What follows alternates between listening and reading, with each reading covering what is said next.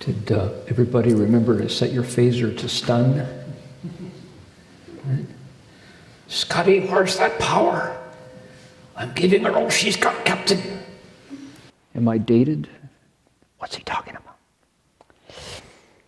Good evening, everybody. My name is Hung Shi, and this plane is heading for Pittsburgh. No, it's not. Could I encourage everybody to put your palms together with me, please? I'll give you a line and you give it back. Namo tassa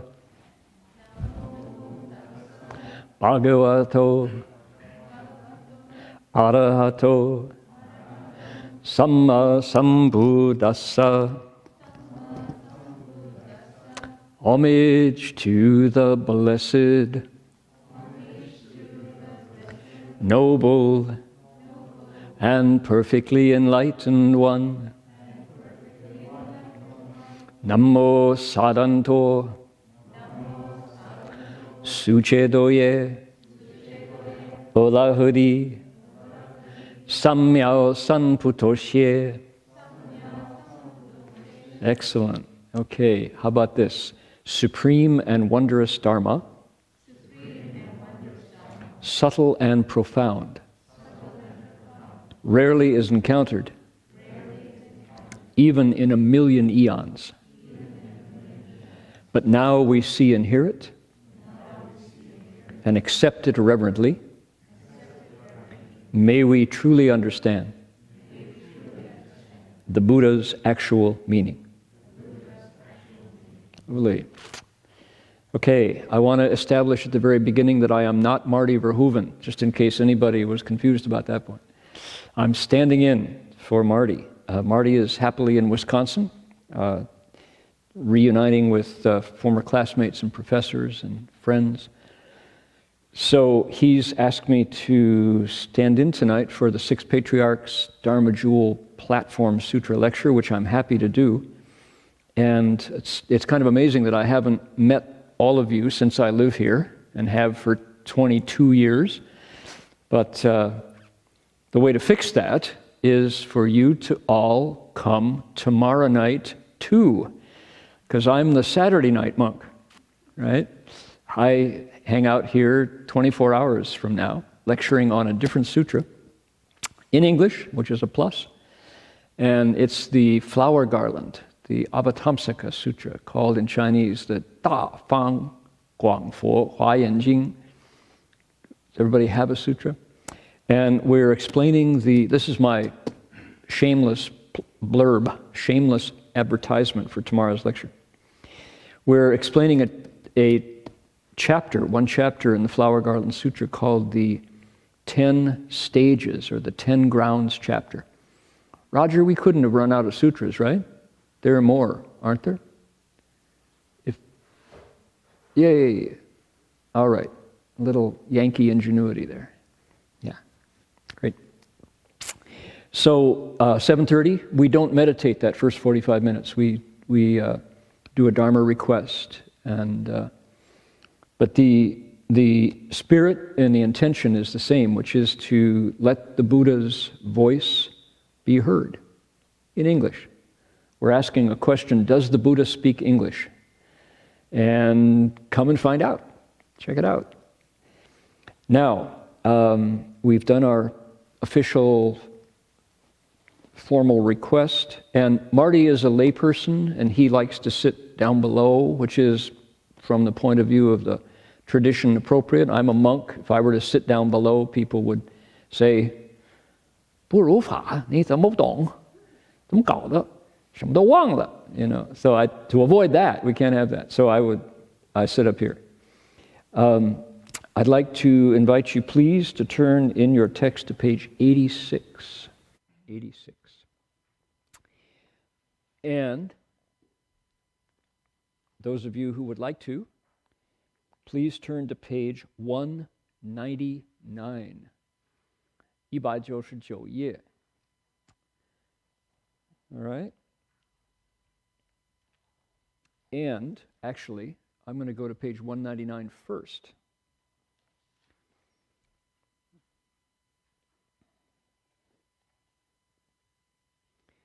And because there are some folks who can, I'm going to read the Chinese first. Ask anybody who would care to read along with me. The Saturday night lecture has the text with romanization, so it's fun. It becomes a Chinese exercise as well. You get a chance to look at the Chinese characters, and mind you, that's not the original language. The original language was Sanskrit, probably. Probably not, because it wasn't written to begin with. It was spoken, oral tradition, but it was written down, finally, in Sanskrit, then translated into Chinese in the Tang Dynasty. So we're looking at the second iteration, and now we're boldly supplying a third version, which is the English version. So, okay, page 199. Those of you who can, we're on line 1, 2, 3, 4, 5, 6, 7, 8, 9. The first character is E. It's that horizontal line there. Okay, so I'll give you a line, you give it back. Here we go. 医生问诗云黄梅一指什么人得诗云会佛法人得僧云和尚患得法诗云我不会佛法 Okay, a lot of humor in that. Okay, page 86. Okay, let's do it in unison. There's a lot of value in choral reading in unison, reading together. And we'll start with the title. And there's something about reading in unison. It doesn't, how often, did you get a chance today to read anything in unison? Probably not. Might not have been for quite a while, unless you belong to a choral group or something. But there's something wonderful about hearing these ancient wisdom texts coming out of multiple voices together with you. Can I encourage everybody to let the silence be at the punctuation? Punctuation has a big function in our English language. And for example, a Sangha member asks the master, comma. What happens there? You go, right? That's the breathing place. What kind of person gets the essence of meaning from Huang Mei? Question mark. Pause, right? And then so this is just kind of a rules of the road for unison, reading in unison. And it allows, those pauses make it nicer to hear. They also signal the mind when to digest, right? Punctuation has got a lot of value there. So that's where we breathe in and we find our unity in the directions that the punctuation allows us. All right? Ready? Here we go. Let's start with one member. Here we go. Ready? One member of the Sangha. A Sangha member asked the master, what kind of person gets the essence of meaning from Huang Mei? The master replied, someone who understands the Buddha Dharma. The Sangha asked, Hi, Master, did you get it? The master replied, I do not understand the Buddha Dharma. All right. Okay, what's going on? This is probably everybody's favorite chapter from the whole sutra. The Chinese is Jiyuanpin, which means we've translated it as lively encounter. And I happily hold the role of co-translator. In fact, Marty did most of it, and all of that 60-page introduction, which is like the first of the book, is Marty. But my name is on here as co-translator, and that allows me to be critical of it without sounding nasty, without sounding mean or picky, right? So, because it's translation is a progressive exercise. We grow as we translate, and I've been a monk now for 41 years, 4 decades, and my Chinese has improved simply by exercising the muscle, And one would hope that after all those years, an understanding of Dharma would also grow. So Marty and I, the renderings that we gave back when this was fresh, which was low, 4 years ago, have evolved since. So,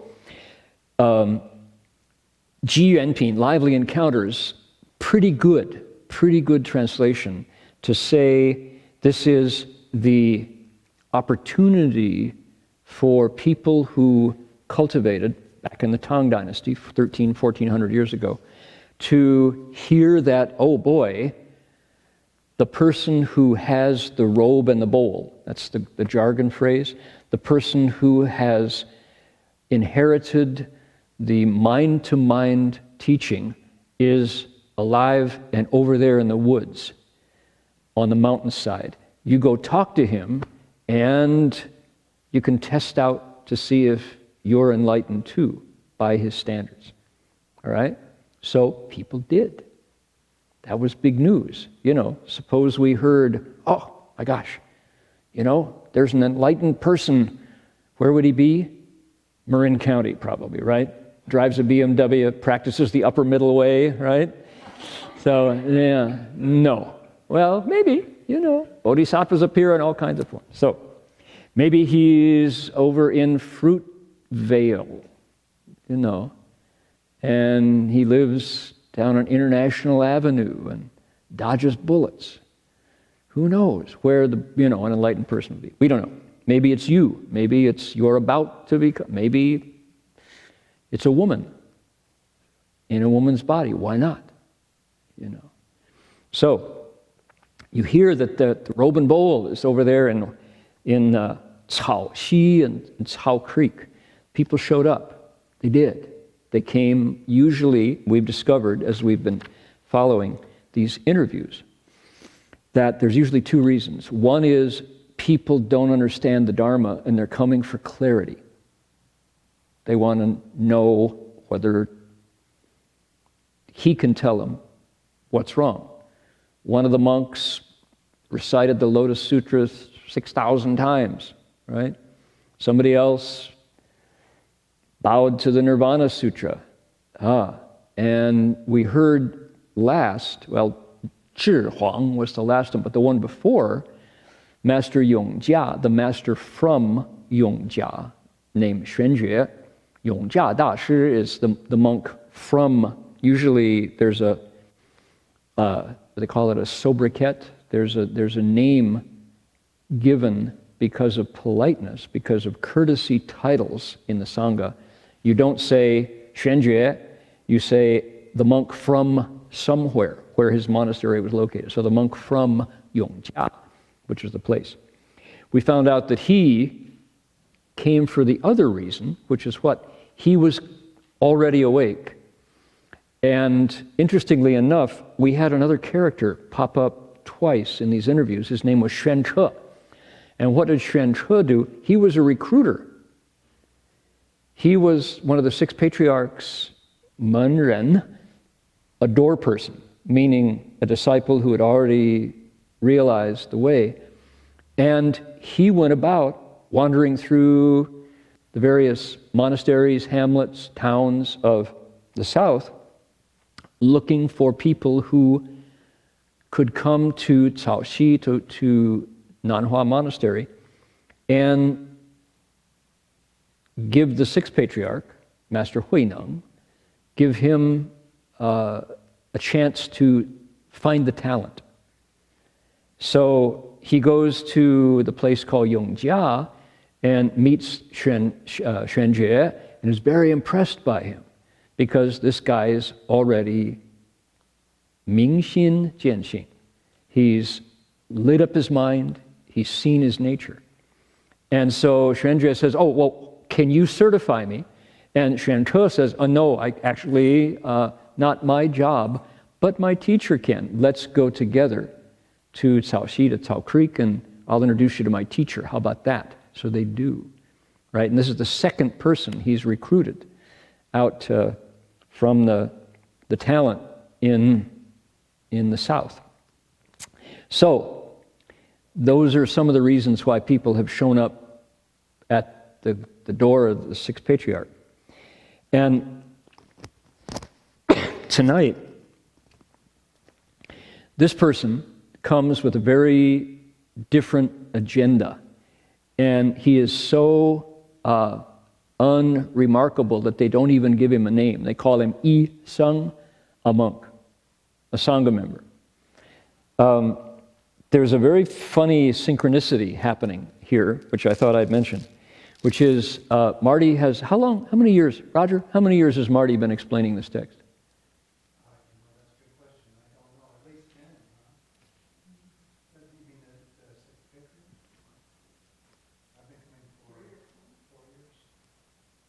Ilona?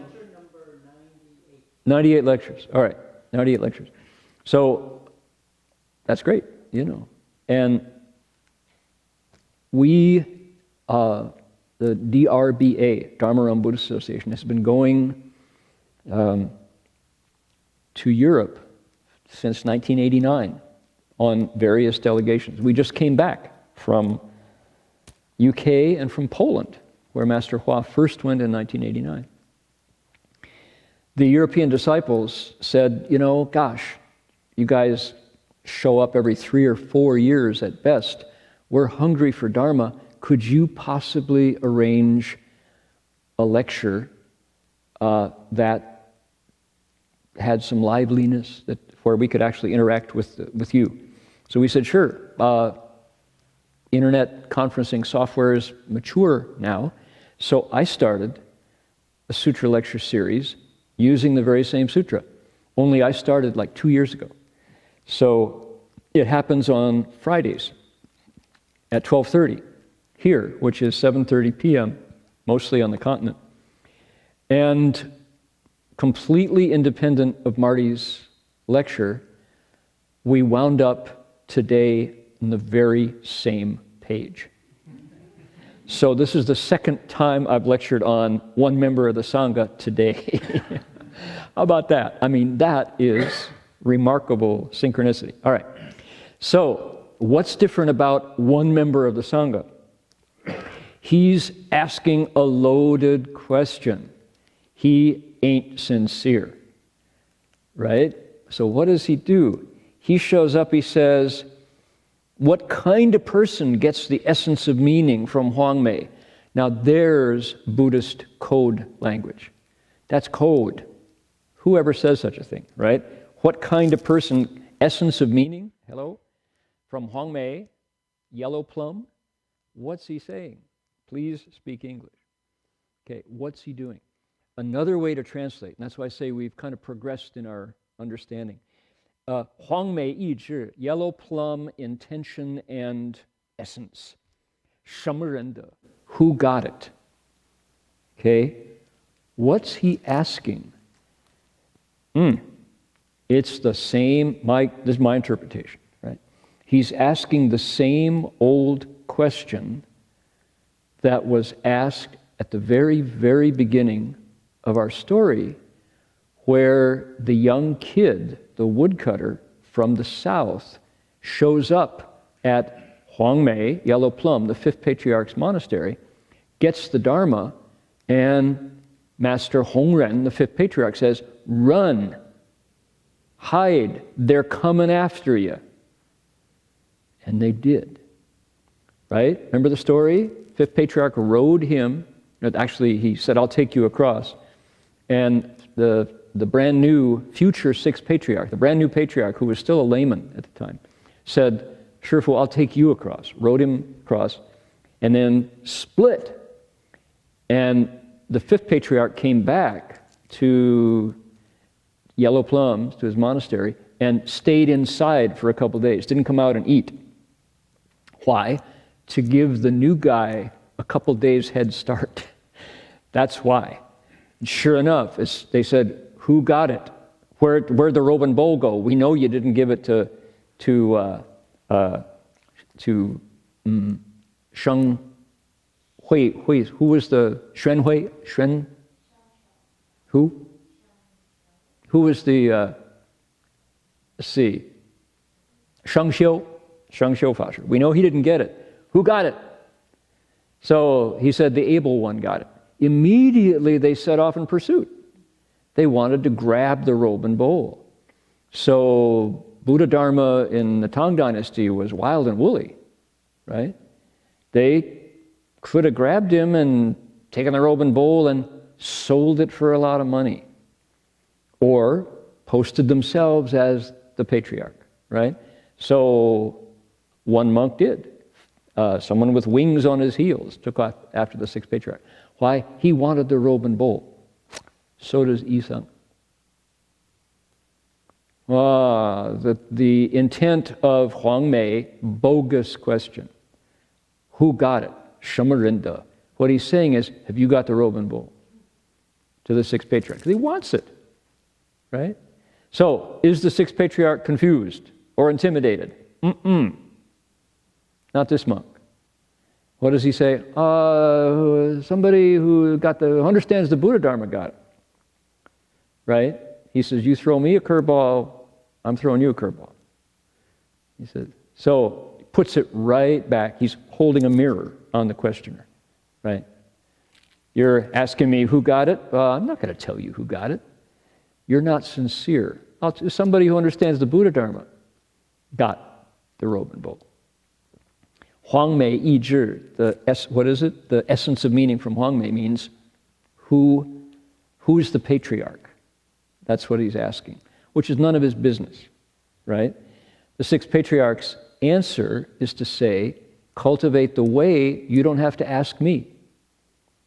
If you cultivate, you got it, right? Somebody who hui, fofa, and somebody who's good at the Dharma, got it. Dude, don't give me this stuff. So now and at the same time, there's a subtle level of meaning there, which is, I see through you, right? Sixth patriarch saying, not a real question. So I'm going to give you a bogus answer back. Okay, so now that his face has been exposed, he comes right out. He says, did you get it? What can he do? He has to respond to what the sixth patriarch says. And he says, did you get it? So pretty rude, right? Real rude. You don't ask that. Did you get the Dharma? Are you the one? You the patriarch? So what does the sixth patriarch say? He says, I don't understand the Buddha Dharma. Completely emptying out the questioner, right? What can the questioner, there's nothing there to push over, because why? The sixth patriarch has now said, I'm too stupid. I'm incapable. Don't ask me, right? So the greed of Yi-Sung, of the Sangha member, has nothing to grab. The sixth patriarch emptied out his anything to grab. Beautiful answer, right? So this, I just wanted to point out, this is the next to last. There's actually only two more. You can see, turn over 88, we're done with the interviews. This is why people love this chapter the best of the entire sutra, because it's so lively. It's real, and you can see the sixth patriarch's skill in teaching. And if you notice, each of these individual encounters, from the very first one, which interestingly enough was a bhikshuni, right? It was a woman. Each of these encounters is entirely different. The sixth patriarch uses a different teaching method each time.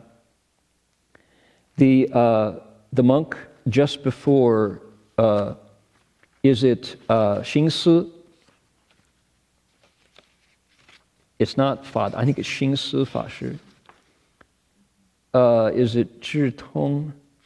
Yeah, it's Zhitong, who comes honestly and says, I read the Lankavatara Sutra 1,000 times. And that's intimidating all by itself. Lankavatara Sutra is thick. And he says, I didn't get the 3 bodies and the 4 wisdoms. He's asking a detailed Buddha Dharma question, and the Sixth Patriarch gives him a really detailed answer. He gives him a profound answer because clearly Jirtong is an intellectual person. He won't be satisfied with a shout, with a gesture, with a brush off, with a mirror showing him his attachment. He won't. He needs something to dig in to engage his intellectual processes, while the Sixth Patriarch at the same time gives him that extra push so he can go beyond duality. So here, Yi Sung, one member of the Sangha, totally different. He's, we'd say back in Toledo, where I come from, he's just woofing, right? He's not for real. In fact, he's just greedy. He wants the Buddha Dharma. So, what does the Sixth Patriarch do? There's something very consistent in our teacher's method here, which is, let's take you back to Shanxiu and the poetry contest. Remember the poetry contest? We just referred to it. Back, that's how the sutra begins. The Fifth Patriarch wants to pass on the robe and bowl. The time has come, right? We need a Sixth Patriarch. So he says, okay, write a verse. I'll test you out. We'll see who's really got it. Test by the verse, right? And poor Shanxiu, who is the head of the assembly, he's the senior monk. He's the guy who has the seniority. He's got he came from a family where he didn't have to plow the land, so he had time to read. He could learn. He was literate, which is probably about 5% of the population back then had a chance to get out from behind the plow and learn to read. Probably 95% of the able-bodied men were engaged in growing food, right? So Shanxiu was literate and probably a good poet. He was maybe a very nice man, but he hadn't woken up yet. He was still completely bound up in consciousness and duality. So he came up with a really good verse. Pretty good verse, right? It was, the body is a Bodhi tree, the mind a mirror stand bright. At all times wipe it clean. Let no dust alight. Okay? And so Fifth Patriarch saw it. You remember the strategy? He took a piece of charcoal and he wrote it on the freshly whitewashed wall at night so nobody would know whose verse it was. And if the Fifth Patriarch said, oh, there it is, he's the one, wow, modestly, unaccustomed as I am, I wrote it. You know, and if the Fifth Patriarch said, no, then he's, oh, yeah, no, clearly this one hasn't seen it. So that was the strategy. And Sixth Patriarch, the future Sixth Patriarch, this young kid who's in the back in the pantry pounding rice, right, comes out and goes, what's all the buzz? Can somebody read it for me? Because I can't read. Somebody goes, oh, sure, body's a Bodhi tree, the mind's a mirror stand bright, all times wipe it clean, let no dust alight. Somebody like you could probably get a lot of benefit out of this, right? You know, maybe you should memorize it. So the Sixth Patriarch says, I got a verse. Could somebody write it for me? They're all going, who is this masked rice pounder? You know, whoa, you know. And he says, the body is no Bodhi tree, the mind no mirror stand bright. Fundamentally, there's nothing at all. Where could dust alight? And they're all going, yeah. Whoa. Fifth Patriarch comes out and goes, no, he's clearly hasn't seen his mind. Pay no attention to this kid who speaks like this with a southern drawl from the south of China. Pay no attention. Why? Because he's the one and he's got to get him safely out of there because they'll kill him and grab the robe and bowl. So, what did he do in the poetry contest? He emptied out what what Master Shen Xiu set up, right? Shen Xiu set out the body and the mind, which is something permanent, existent, and keep it clean. He assigned the job of the cultivator, basically a custodian, that you dust what's there, right? And it's not bad. So in other words, purify. That was Master Shen Xiu's message, purify. Sixth Patriarch came along and said, don't cling to that. Empty that out. Then you found the mind. Okay, so that pattern happens repeatedly in these interviews.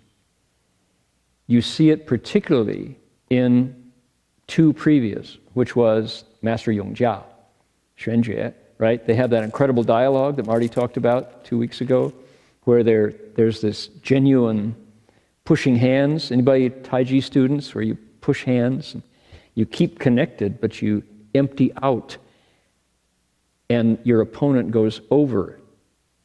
You win by refusing to stop. You keep flowing, and as soon as you set up and have a center, over you go. So if you can keep this universal joint in your dantian, there's no place, and over you went, right? The Sixth Patriarch never sets up anywhere. And because Master Yongjue, Xuanjue also has seen his mind, they have this incredible dialogue where they're both emptying out, and the Sixth Patriarch says, yeah, you got it. You're the one. You're awake. That's how he sees. But the pattern is the same. You empty out the emptiness. Okay, so what has he done here? So in comes this guy, says, who's got the robe and bowl, basically, he says. And the Sixth Patriarch says, somebody who understands the Dharma. Well, is it you? Oh, I don't understand the Dharma. So it's like, give me somebody to push over, That's the pattern. And it's a brilliant response, So, but it's consistent. If anybody wants to trace another expression of this, pick up the writings of Nagarjuna, the Madhyamika, which is Nagarjuna Bodhisattva was kind of the Thomas Aquinas of Indian Buddhism, which is to say, after him, the direction was different. Nagarjuna took the various strands of the Buddha's teaching that were available to the 4th century and put them in a context of practice and experience, and said, don't set up, you empty out, and you don't attach to emptiness either, said Nagarjuna. Nagarjuna is dragon tree, Long Shu Pusa. And so he was the touchstone for the Buddhism that came to China. And just before the Sixth Patriarch, there was another figure who did the same thing for the Chinese, and it was Master Zhi Yi Zhizhe Dashi. Marty refers to him. I've been checking up, thank goodness we archived these lectures, so I got a chance to catch Marty's explanation. That's how I knew we had reached the same place. So, if you find the teachings of the Madhyamika, the middle path, you'll find an Indian, a very thorough, wonderful expression of the same thing that the Sixth Patriarch is doing. So, do we finish at 9? Mostly? Okay.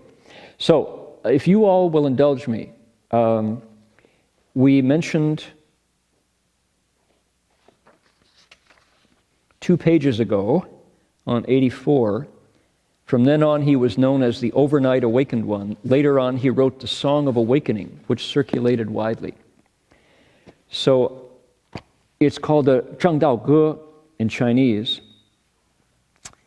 And the Zhangdao Ge has 62 verses. And I hope you brought your flashlights and sleeping bag because you're going to hear them all. No, kidding about that. The Song of Enlightenment is a wonderful song. It's not a sutra, and it's not a verse. It's actually in the form of a ge. And what that means is it's meant to be sung, obviously. And we don't know the melody.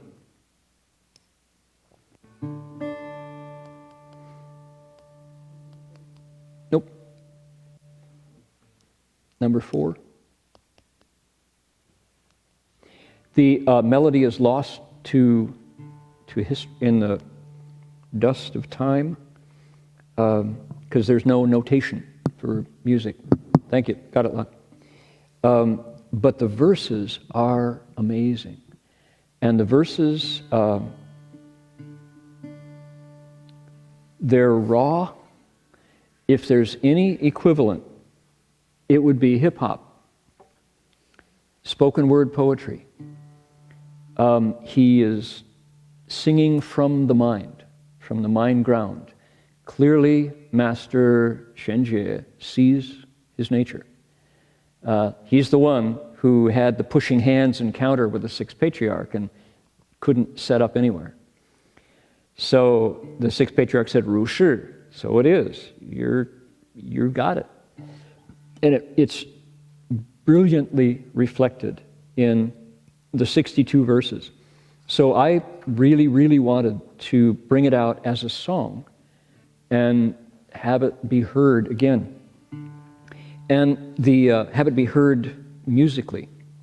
Certainly in the U.S., in our Western culture, we have so many musical genres that could hold this kind of music, this kind of versifying. So in the Zhangdao Ge and the Song of Enlightenment, it's actually the song of awakening to realizing the way, Zheng Dao. There's no particular theme that goes through. The verses appear more or less at random, but different verses throughout at different places in the text talk about the same thing. There's one image he has called the mirror of the mind. And I've got 3 verses here. The mirror of the mind. The mirror of the mind is bright, without a flaw. Everything's reflected. You can see it all. All 10,000 things revealed, perfect, round, and bright. No inside, no outside, just brilliant, pure light. 心净明，见无碍，豁然盈彻周沙盖。万象参罗影现中，以刻圆光，晒非晒。非内外, sorry, 非内外. Goodbye to good and evil, goodbye to loss and gain. Both dualities. In stillness and tranquility, you never ask again. Your wisdom mirror was coated thick, you never wiped it clean. Now it shines without a flaw. There's nothing you can't see. The mirror of the mind. You get the flavor? This is in your face talk. It's not polite, it's not elegant, it's direct and fresh. The mind is the root, dharmas are all dust. Mind and dharmas both are like a mirror, stained and cracked. Polish out the stains and cracks, the mirror shines like new. Forget both mind and dharmas. The nature now is true. Okay, you see that emptying out emptiness again? So here we go. See what you think.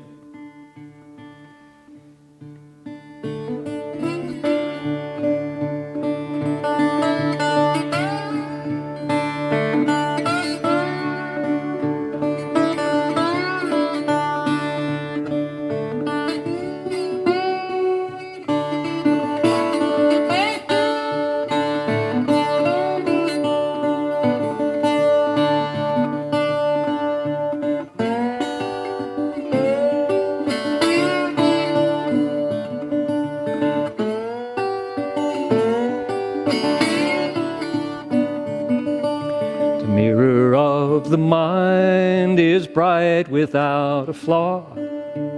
Everything's reflected, you can see it all. All 10,000 things revealed, perfect, round, and bright. No inside, no outside, just brilliant, pure light.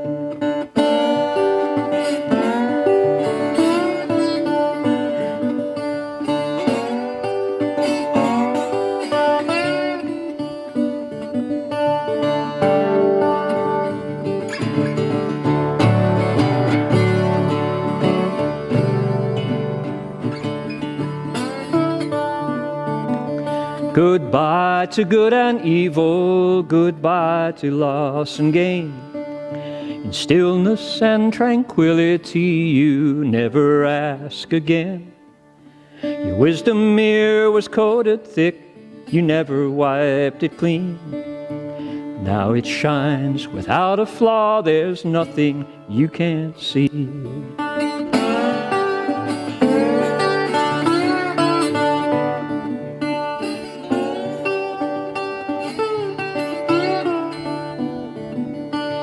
Mind is the root, dharmas are all dust.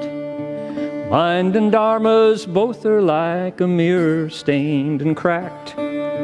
Polish out the stains and cracks, the mirror shines like new. Forget both mind and dharmas, the nature now is true.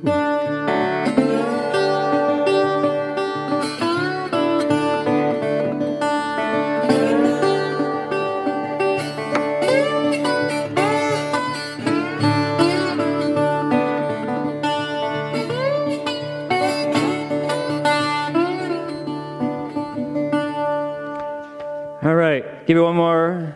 Let's see, not done. Oh, just throw money. That's all right. That's it. And my other line is, at no time do my hands leave my wrists. Okay, here's another theme, the wish-fulfilling pearl, which is another metaphor for the mind, the true mind. He says, 摩尼珠人不施，如来藏里亲受得，六般神用空不空，一刻圆光色非色。This is the Mani pearl, a treasure still unknown. Look to the Tathagata, but find it on your own. You look at the Buddha for leadership, for guidance, but you have to cultivate. It works in 6 uncanny ways. It's here and now it's gone. A single round and perfect light. Now it's hidden, now it's shown. 但得本莫秋末，如镜琉璃含宝月。既能结此如一珠，自利利他永不绝，终不绝。Once you get the root, you can let the branch tips be. Like a jeweled moon that shines in lapis lazuli. Now that you've understood this wish-fulfilling gem, your benefits to self and others truly never end. And one more, 法中王最高尚，恒沙如来统公正，我今结此如一珠。信受之者皆相应。The king among all dharmas, there's nothing more sublime, as every Tathagata together realized. Hear my explanation of this wish-fulfilling jewel. Everyone who picks it up in faith will know the truth. These are so, I don't know, this is great hip-hop stuff. I mean, right out of the street and communicating. It communicates. This is Mani pearl, a treasure still unknown. Look to the Tathagata, but find it on your own. It works in 6 uncanny ways. It's here and now it's gone. A single round, perfect light, now it's hidden, now it's shown.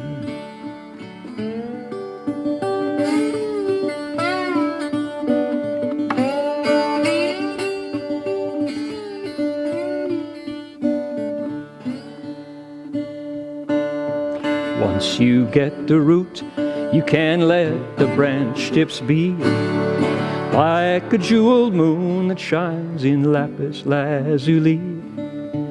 Now that you have understood this wish-fulfilling gem, your benefits to self and others truly never end.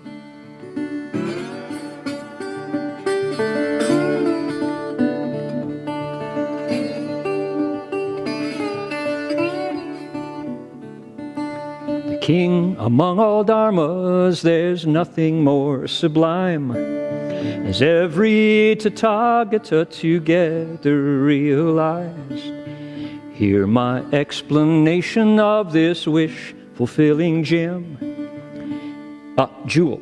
Hear my explanation of this wish-fulfilling jewel. Everyone who picks it up in faith will know the truth.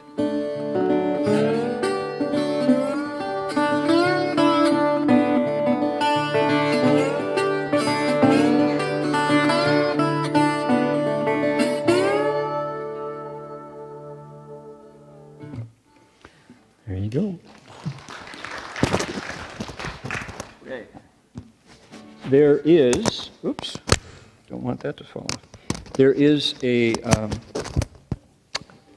recording of that currently.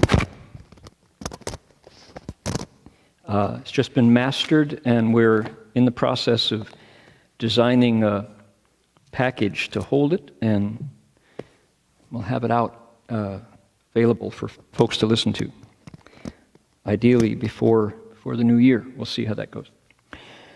So thank you all for enjoying. If you did, thank you all for allowing me to explore the sutra with you. The Sixth Patriarch Sutra is the first Mahayana text that I encountered. I was 16 years old in Toledo, Ohio, my local public library, and I found a copy, bilingual, translated and published by Seton Hall University Press, Chinese here, English here, and I went back and forth, and I had this uncanny sense that I had met the Sixth Patriarch on the telephone that very morning. It was so strange that it just went in. Somehow I knew it, and I was 16. I was a baseball kid, and somebody who watched cowboy shows and the Mickey Mouse Club every day at 4 o'clock on the TV set. But somehow this sutra spoke to me, and that's the power of translation. So I'm in Taiwan, and I'm speaking to this head of the Taiwanese Sangha Association, and he says, the first sutra I read was the Sixth Patriarch Sutra explained by your teacher, he said. Master Xuan Hua, I was just a kid and I read it. It was just woke up. It was the best sutra I'd ever seen, and it still is, And I'm in China, not in Taiwan, but in China. And the young Dharma heir of China's significant monk of the 20th century said,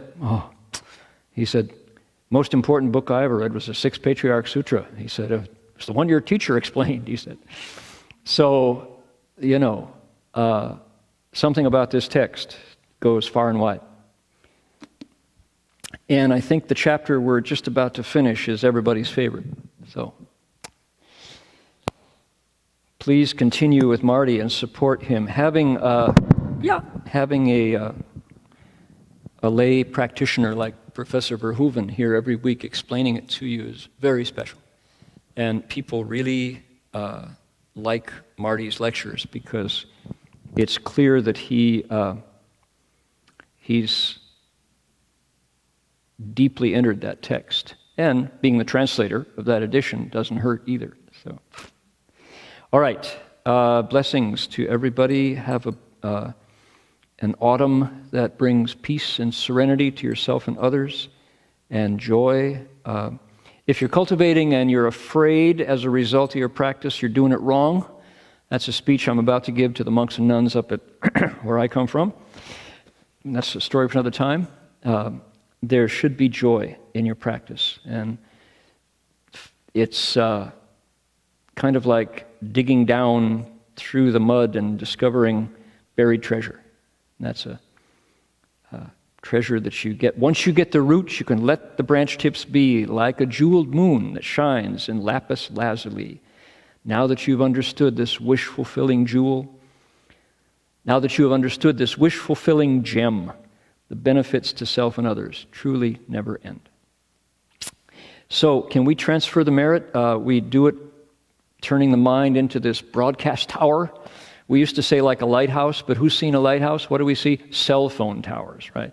Think of your mind like a cell phone tower. Wow. You grab your analogies where you find them, and it broadcasts out in all directions. So let's do that and say all the goodness that comes from looking into the Sixth Patriarch Sutra, I share with every living being.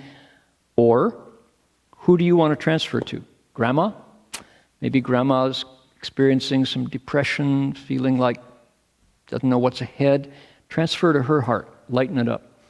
Transfer to the 800 structures in Mendocino County, Redwood Valley, that are no longer standing, that are now ashes.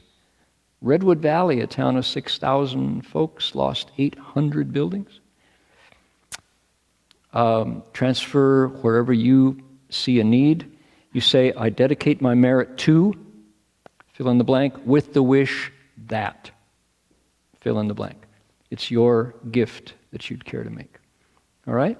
So, may every living be our minds as one and radiant with light, share the fruits of peace with hearts of goodness, luminous and bright. If people hear and see how hands and hearts can find in giving unity, may our minds awake to great compassion, wisdom, and to joy. May kindness find reward. May all who sorrow leave their grief and pain. May this boundless light dispel the darkness of their endless night. Because our hearts are one, this world of pain turns into paradise. May all become compassionate and wise. May all become compassionate and wise. I'm going to turn around and bow to the Buddha 3 times and then 3 times to Master Hua. People are welcome to join me if you care to do so.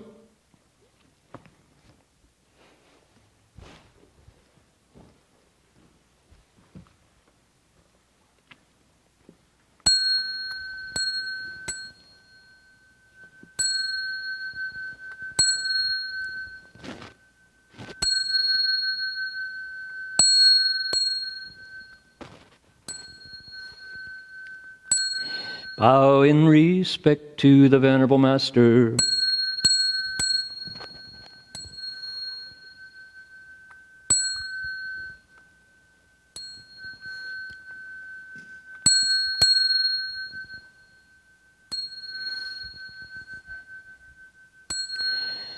Please consider Saturday night lecture with the Avatamsaka Sutra tomorrow night at 7:30.